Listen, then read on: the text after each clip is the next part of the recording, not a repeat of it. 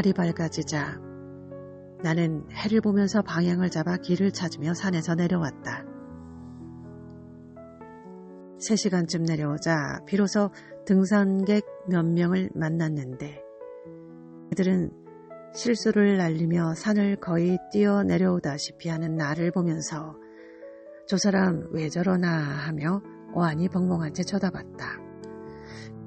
그때 그 이후에 내게 일어났던 사소한 여러 가지 변화나 신변잡기들은 생략하기로 하자. 중요한 것은 그 이후 내가 의문을 가졌던 모든 선문답 화두가 다 풀렸음은 물론이지만 그것도 몇 달이 지나자 마음이 만들어내는 말장난 같아서 더는 심취하지 않았다는 것이다. 화두 참선을 푼다는 것은 알고 보니 사실 그것일 뿐 그 이상도 이하도 아니었다. 나는 그렇게 마음이 만들어내는 내용물들이 아닌 마음 바로 그 자체가 되어 몇 달간을 상락아정의 깊은 법렬 속에 존재하기 시작했다. 그러고 보니 과거 내가 왜 모든 것을 일체 다 초월한 차원 그 자체인 법신부를 깨닫고도 헤맸었는지 알 수 있었다. 그것은 내가 여전히 내가 만든 생각 속의 개체야를 잠시나마 나라고 여기는 착각 속에서 그 생각과의 자기동일치를 벗어나지 못한 채 수행의 결과로 오는 우주가 되었거나 일체를 초월한 법신부를 자각한 체험들을 진리라고 붙들고 때로는 이것으로 때로는 저것으로 그 둘 사이를 오락가락하며 어쩌지 못한 채 분별 속에 다시 방황하고 있었기 때문이었다. 즉 나는 기막힌 여러 체험을 했음에도 여전히 주체 행위 대상으로 3등분을 한 채 그중 어느 하나의 해석과 분별에서 시작된 미세한 생각과 감각, 느낌들이 만들어낸 착각 속에서 그것들을 나라고 자기동일시하며 여전히 마음 그 자체가 아닌 마음이 만든 내용물 속에 빠져 있었던 것이다.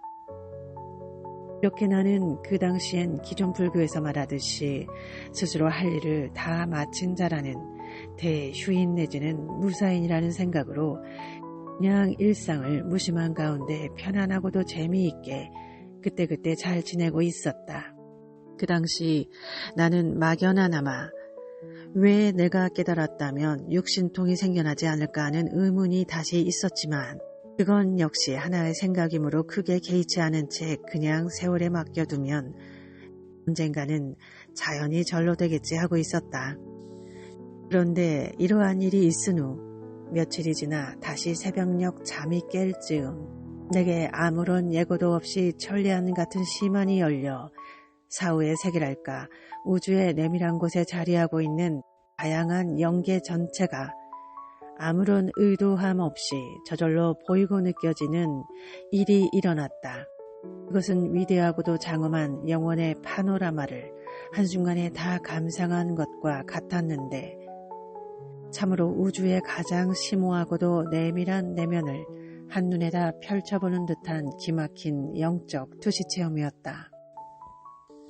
그러나 그런 놀라운 일이 일어났다는 것이 중요한 게 아니라 그때 내가 다시 한번 더 이 몸에 대해 깨달음을 얻은 것이었는데 그것은 내가 가진 이 육체가 있는 그대로 또 하나의 살아있는 차원의 법계 자체이자 더 큰 차원의 다른 법계로 들어가는 비밀스러운 관문이더라는 진실이었다.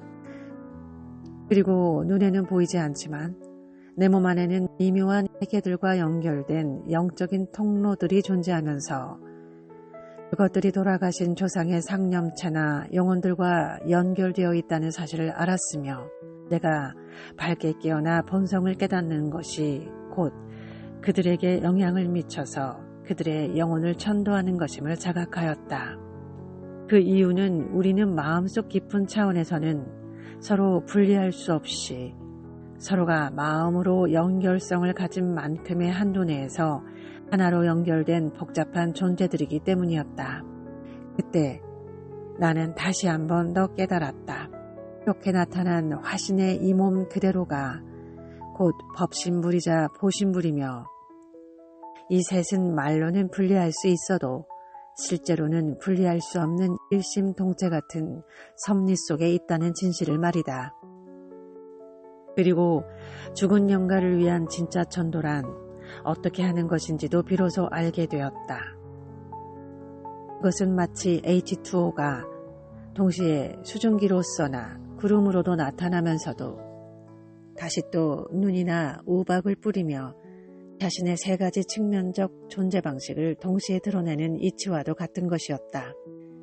그 셋은 이렇게 나를 통하여 항상 같이 하나이자 셋이며 셋이자 하나로서 더불어 존재하고 있었던 것이다. 그래서 나는 내 육신이 잘났거나 못났거나 곧 있는 그대로의 진리가 나타낸 화신불임을 알았고 그때부터 마음자리뿐만이 아니라 마음이 빚어낸 현상체인 화신불도 다시 공부거리가 되는 것임을 자각하였다. 화신불을 공부한다는 것은 곧 이렇게 나타난 현상계를 더 이상 공한 것으로만 보는 게 아니라 모든 삼라만상이 다 그 이면의 눈에 보이지 않는 마음법에 의해 세상에 표출되는 색즉시공 공즉시색의 통합체임을 깨닫고 스스로 그 자체인 자신을 자각하면서 그것으로서 법계를 자각하며 운영하는 힘을 능동적으로 갖는다는 것을 말한다.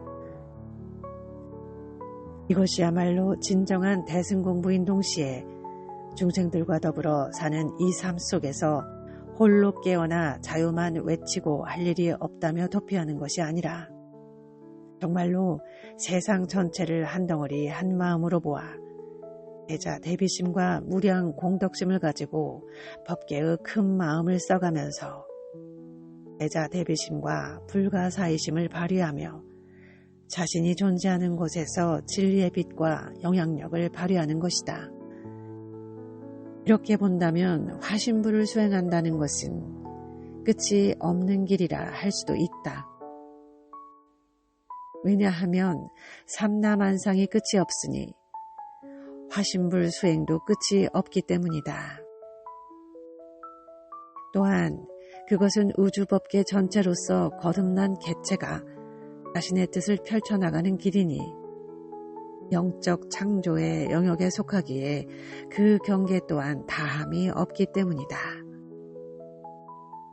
나는 이러한 이치를 깨우치면서 왜 모든 우주의 비밀을 다 깨우친 석가께서 깨달음을 얻었다 하는 현대 명상가들의 말처럼 자유나 무사만을 주장한 게 아니라 마지막까지도 육바라밀을 닦음없이 닦으면서 정진하는 모습을 보였는지 다시 한번 가슴 깊이 깨닫게 되었다.